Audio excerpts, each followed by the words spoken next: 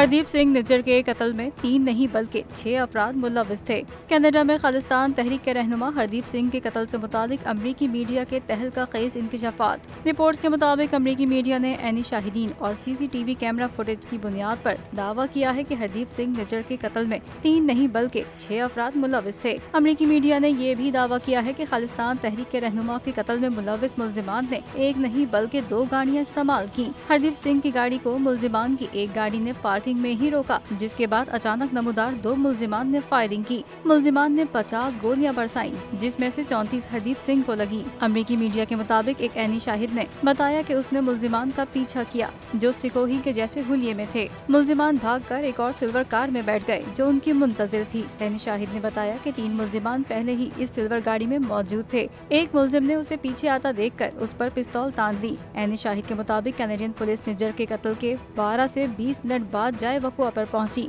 चूँकि इलाके में पुलिस की बड़ी तादाद पेट्रोलिंग कर रही है, इसलिए पुलिस के देर से पहुंचने पर लोग हैरान थे।